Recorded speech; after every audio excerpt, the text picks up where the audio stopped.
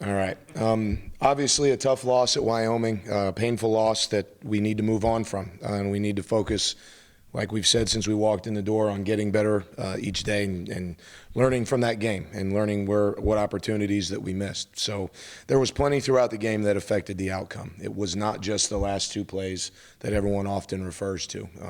Yesterday, to start off our day on Sunday, I started with a 52-play cut-up that I really told the story of the game to our players, all three phases in order, to explain how things that maybe are not written about affect the outcome of a game. Some things that we did really well, some things that we're proud of, some things that we can improve on that will help take this program to the next level, where when we're in the position that we were in, we'll end up finishing the game, and we will get there.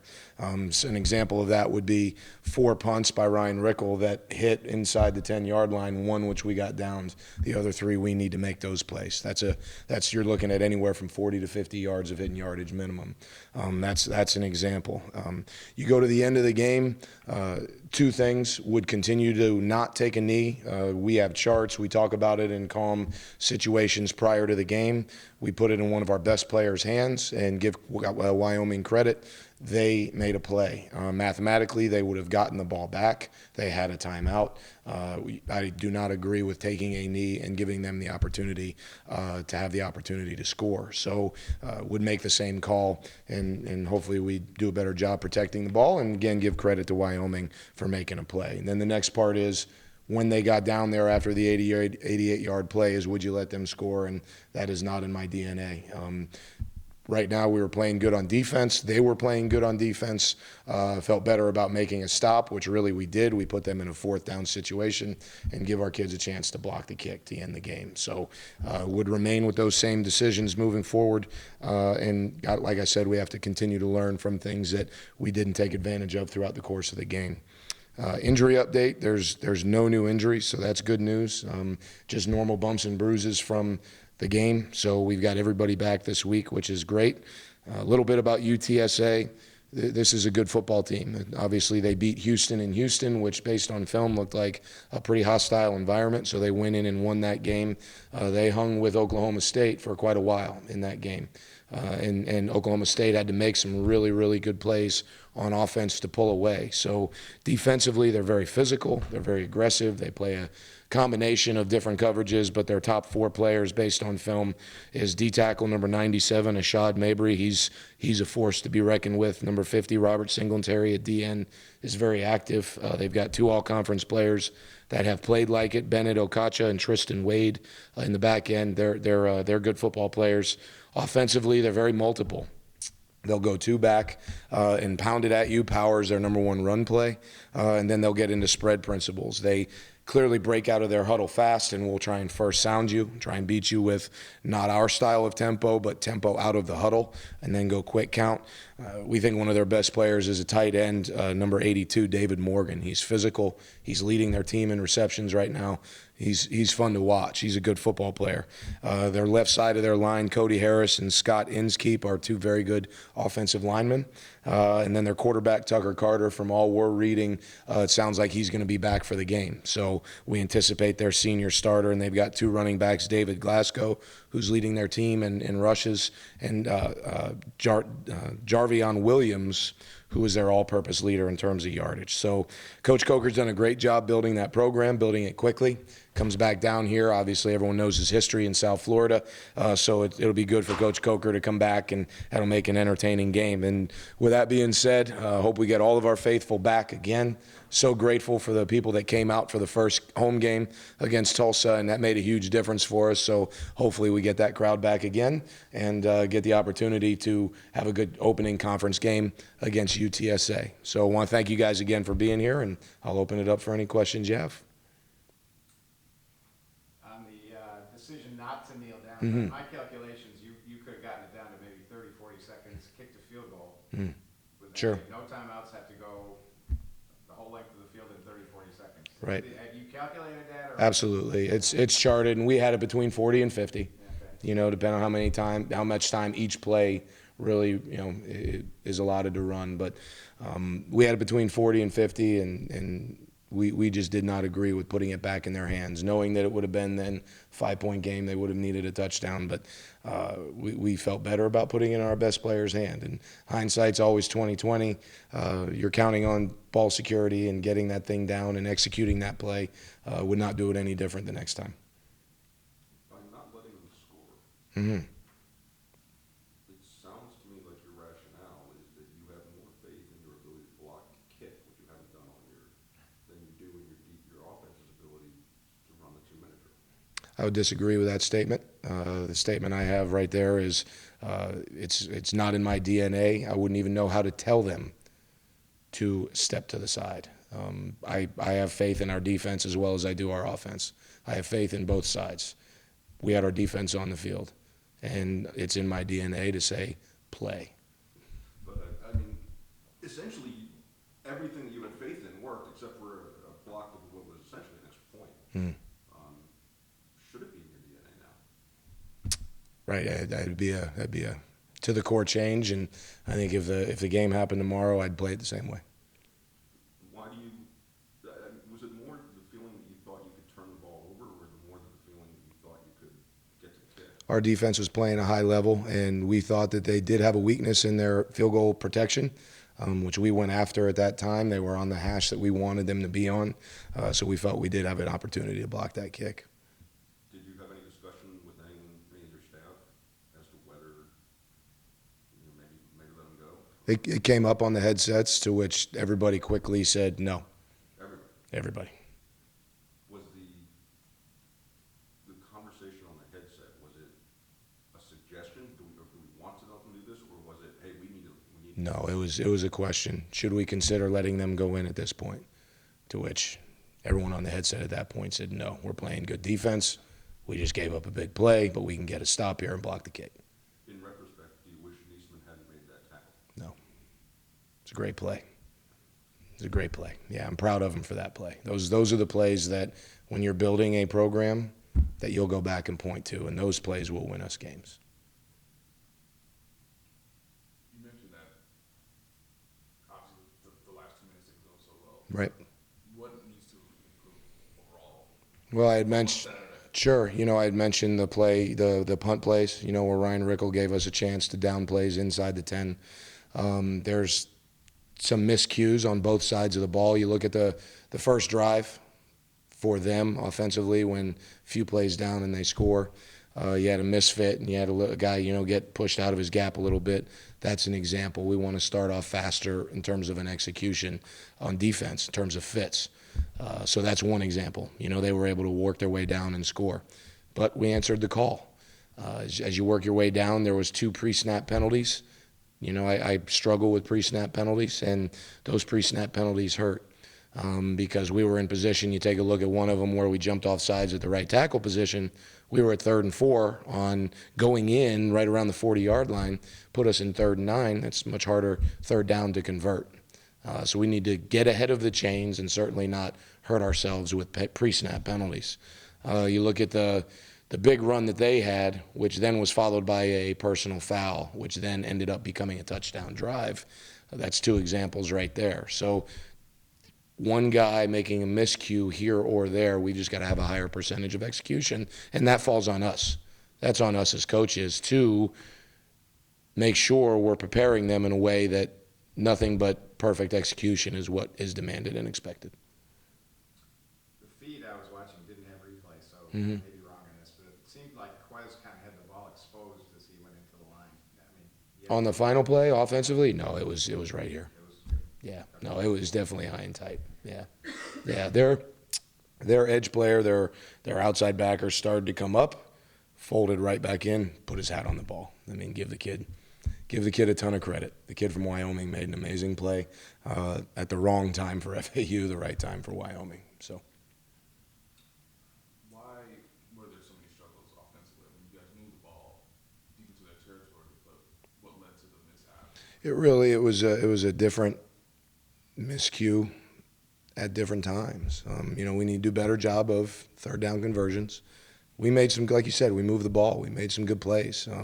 We put ourselves in position for 4 field goals. We need to make more touchdowns and less field goals. That's certainly got to be one of our goals. Give Greg Joseph credit. I mean, the kid was 4 for 4, and because the kicker that we anticipated starting coming into the season physically isn't ready, so Greg Joseph got his opportunity, and he's certainly taking advantage of it. All of his kickoffs were touchbacks, with the exception of one, so that's a positive.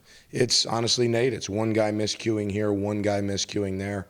We need to get all 11 in sync every play, and that'll give us a better chance to, again, be ahead of the chains and give us more convertible third downs. We were behind the chains too often where we were in too many third and longs. Do you not have, I think every snap was shotgun, right? Which on a lot of third and ones, it was, you got a guy lined up while your back is lined up who gets the ball 5 yards deep. Sure. He's got to get 6 yards from where he is. It seemed if you went under center, maybe you'd have a better chance to make that third and one. Well, under center, I've certainly been a part of a lot of under center offenses, right? So those tailbacks are still at 7 yards. So there's literally no difference there. It's the same blocking scheme. It's no different. Third and inches, potential quarterback sneak, those exist, and it's in our package. But third and one, you're going to give the ball to your quarter or your tailback most of the time, and there's really truly no difference in terms of how far he has to go. Speaking of third and inches, you had a third and inches at the 15 and decided to kick when it seemed like, that might have been a time to go for a fourth down. Yeah, I think when you're on the road, I believe this and have learned this over the years, when you're on the road in what you know is going to be a close game, they're a solid playing defensive football team, you take the points. So at that point, I agreed with everybody on the headset, let's take the points here and move forward. And put us in position at the end of the game to win. Can you talk a little bit about Joe Gold and Sure. what he adds to the depth? Absolutely. Joe Gold has continued to develop throughout the course of the season. We've had him right on the cusp of playing. Braden Lyons, it's not a downfall to Braden Lyons. It's a testament to the development of Joe Gold. Joe Gold brings a physicality to that position that is very encouraging for the future of our offensive line. He has continued to get better each week and has earned the right to play as this offensive line and our offense moves forward. I know it was obviously a crushing loss. Mm-hmm. How much do you have to remind your team that they were in a position to win despite all the miscues that they had? That's what yesterday was about. Yeah, if when you get this program going to where it's a program that's running, up and running, that's what Sunday is about. Sunday, 2 things happen. You close the door on the previous game, win or lose, and you move on to the next opponent, regardless of the result. And you then, as coaches, it's our job throughout the course of the week to drill things that help clean up problems we may have had on the field. For example, you go back to Alabama. We had problems tackling in the open field. I could show you quite a few clips from that game where we've tackled much, much better in the open field because we drilled it. That's our job as coaches. But from a mentality standpoint, Nate, you're exactly right. We were in position against a very tough football team on the road, coached by one of the better coaches in America, and we were in position to win the game. And it didn't go our way. It's time to get into conference play and focus on UTSA. Do you have any more redshirt updates with Joe Gold coming off? Do you have any more considering or that have come off? No, right now Joe Gold is the one that the most recent red shirt that's come off, and we don't anticipate any coming off this week unless something were to change. Did you count snaps for those two, for Gold and Brady? Really, it was based on performance. I couldn't give you a final count what the number is right now, but it was right around 50-50. It was, yeah. And it was a little bit how they were performing at the time, and Joe Gold did some really good things. So Lyons was having a substandard game by his. Joe, it's where you got to give credit to Joe Gold and his development. Joe Gold has really come on and proven that he's ready to play college football. I mean, was it a part of the game plan to play him? Or was Yes. It more, so it was. Yes. You didn't want to do both. Yes, absolutely. Yeah, we went into that game and into the game week prep saying Joe Gold is ready to play football for us. So we went into the game. We talked about it on Tuesday or Wednesday. And Joe Gold put himself in position where he proved on game day that he can play football for us as well. What went into the decision to start Jay over Tony? To start Jay over Tony, performance. Yeah, strictly performance. Jay's performed at a very high level, and we're not disappointed in Tony. Tony made a great run on 3rd and 10 to move the chains for us. That's an example where we were able to take advantage of what they were doing on 3rd and 10, but we were still behind the chains. We're very pleased with Tony. Tony's a great leader. Tony's going to be very productive for us. But Jay Warren continues to impress and has earned a starting role. And we had very long conversations with Tony about it. Tony's been in the position as a young player where he felt he should have been starting, and we had that same conversation on the flip side of it with Jay Warren. Jay Warren was our starter based on performance. Late in the game, is there something to be said for experience of having been there? Would you consider maybe having Lyons in just because he's gone through the repetition before? I'm thinking specifically about the bad snap that Mm-hmm. hadn't ever snapped Sure. prior to a couple months ago. Right. Do you rethink that at all? Or? Really, you're going to go through growing pains with any player that's, a young, inexperienced player. Certainly, you look back on it, and would Braden have had that snap issue? I don't know. But is Joe doing some other things better that led to some plays that we made yardage on? Yes. The running back on that fumble play lined up on the wrong side of the quarterback. He was in a pistol. He was supposed to be somewhere else, He was supposed to be in a offset back to the left. That's correct. and that contributed to the It did. just a mental mistake. Mental mistake. How Yep. come? I mean, obviously the player's supposed to know where he's supposed to be. Oh, coming off the sideline, that's on us as coaches, But starting also, with me. But you've also got a quarterback that's a veteran of the system that should probably pick that up. Is that correct? To me, it's all on us as coaches. It's starting with me. Coming off the sideline, there's no excuse for everyone not completely understanding what the play is. You got to put it on us. Did you notice it before the snap? Did I notice it before the snap? Was there a We- thought that you were in the wrong? Well, we had no timeouts left at the time, so there was really nothing we could do. You had one. No, we used it. We used it on defense. You called. We used our third on defense when they went for it on 4th down. Didn't you called one down at the goal line after the first down play? When they came on the field with their punt team and then switched, we got caught with our punt return team on the field. Called a timeout, stopped them on 4th and 22. Then our offense went out there for that fumble. I'm pretty sure on the first play from the 2-yard line after you stopped them, you called timeout. No, that was Wyoming. Mm-hmm. Yeah. But did you notice it? Did you notice it before the snap and wish you had that timeout? Did you realize, we may have a problem here? Or? At the end of the day, we've got to do a better job letting those kids know when they go off the sideline, us as coaches. If Coach, the play is correct, Mm-hmm. Jay is where he's supposed to be. I mean, is there a potential that he could have made that block? Potentially. Mm-hmm. Mhm. I guess a linebacker coming through. Yes. Does it, I mean, how painful is it I know you're first time coach, but how painful is it to experience that those little things can influence a game so much? I was asked, and I think you were in there when I was asked if I felt this before, and I said yes. And I can tell you now, afterwards, after processing it, the 2 games, we lost a game, Hail Mary game to Michigan State, that probably kept us out of the national title game. We also had a coverage issue against Ohio State. Similar types of losses where you felt like you had a chance to close it when I was at Wisconsin. So it's painful. But those years, or that year rather, we went on and won the Big Ten and went to the Rose Bowl. You learn from it as coaches. You improve. You communicate clearer on the sideline. You make everyone aware of everybody else, and can we help each other be in a better position in that situation. Again, I would run the ball again. I've never seen anyone in my football career take a knee and give the ball back to the other team with the opportunity to go ahead and score, so I wouldn't change that. And again, I would stop them in that situation with what we knew to attempt to go for a block kick. Is there something about this offense? I mean, when it's clicking, it flies. But I think you literally ran the safest play that you have on that fumble at the end of the game. Yeah. Is this maybe not the ideal offense to kill the clock? if we had not been able to run the ball at any point during that game, I may consider that and agree with you. We need to continue to develop as a program, right? We need to continue to develop our strength and our size. Those are the things that come into play when you're in a 4-minute situation.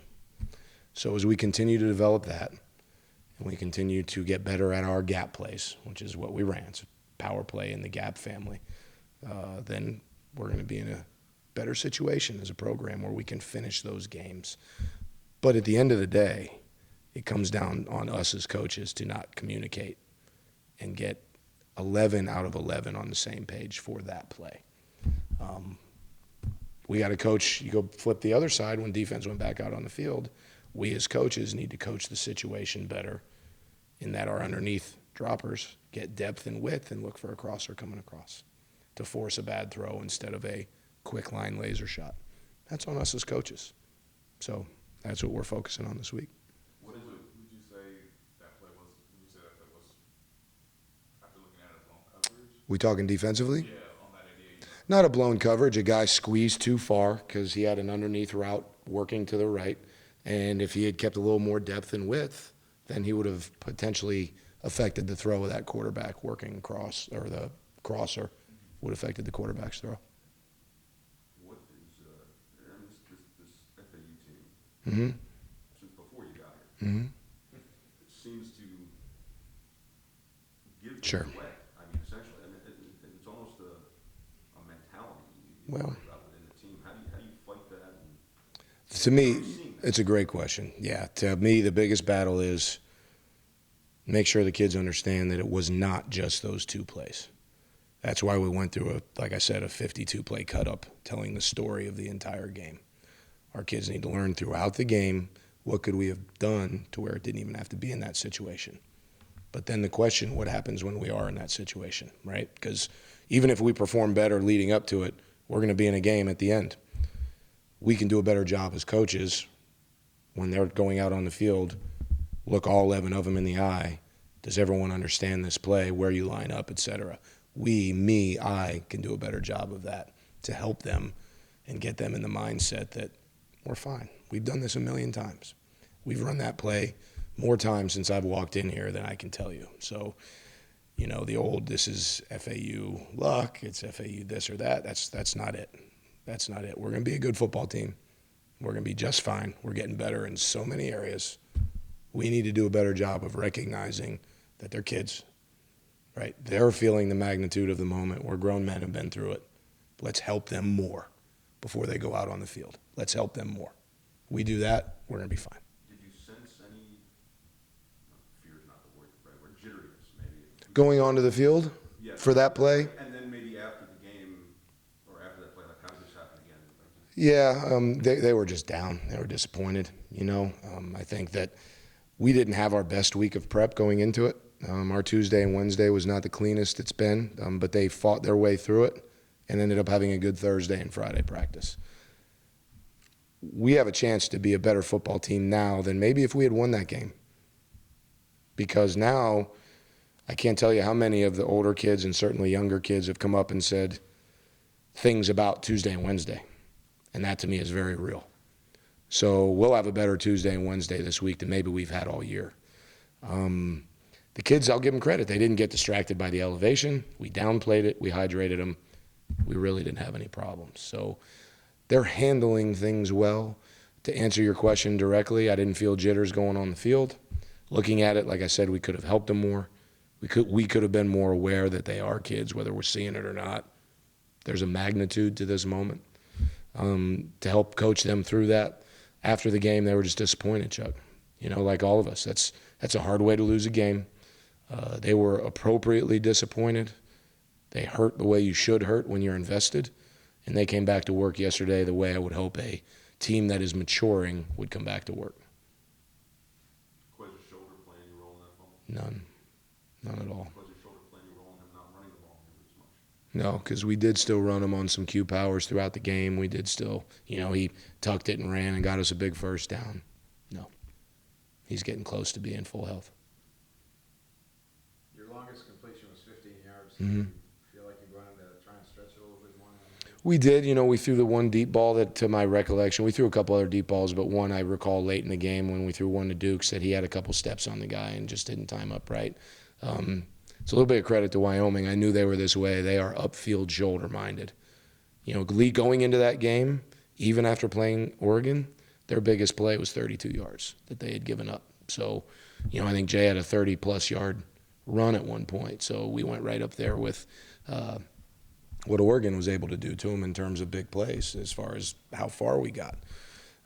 They're an upfield shoulder, make you earn every yard type of football team. And that's why I knew this was going to be a 4-quarter battle. And it was. Anybody else? Thanks, guys.